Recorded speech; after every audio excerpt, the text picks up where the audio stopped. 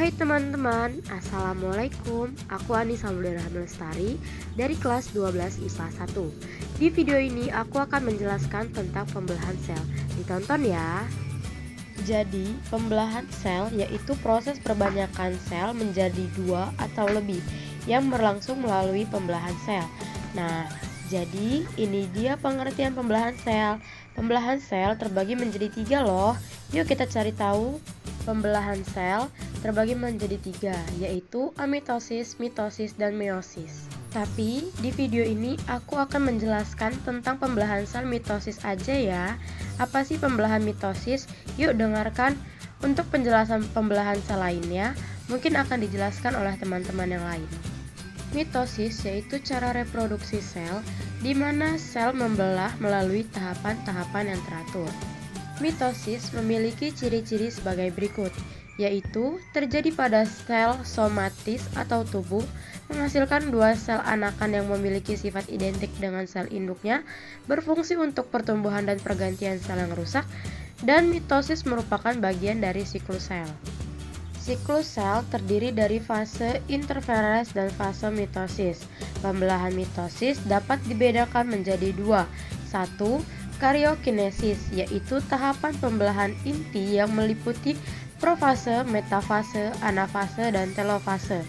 Kedua, sitokinesis, yaitu pembelahan sitoplasma menjadi dua bagian yang terdiri pada fase interferes akhir.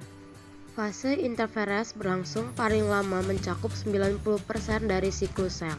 Fase G1 adalah fase pertumbuhan dan pembentukan protein dari organel sel. Fase S adalah fase penyalinan kromosom.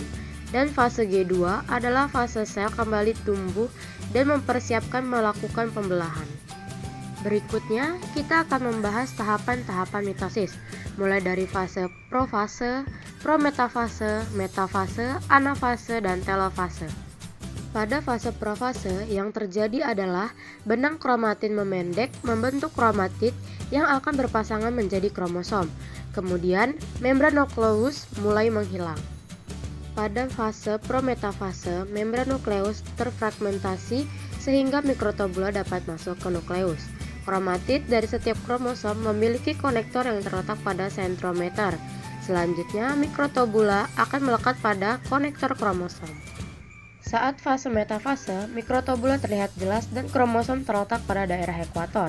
Kromosom masih terdiri atas dua kromatid yang terkait pada sentromer, dan setiap sentromer memiliki dua konektor yang masing-masing dikaitkan dengan mikrotubula. Pada tahap anafase, mikrotubula memendek sehingga menarik kromatid ke kutub yang berlawanan. Pada akhir anafase, kedua kutub sel memiliki jumlah kromatid sama. Dan saat masa telofase berlangsung, sitokinesis yang memisahkan sel menjadi dua sel anak. Peristiwa tersebut terjadi dengan menipisnya dan memanjangnya kromatid sehingga terbentuk kromatin. Nukleus dan membran nukleus juga mulai terbentuk kembali sehingga nukleus muncul sempurna dan terbentuklah dua sel anak identik. Sekian penjelasannya, terima kasih sudah menonton, semoga bermanfaat. Wassalamualaikum warahmatullahi wabarakatuh.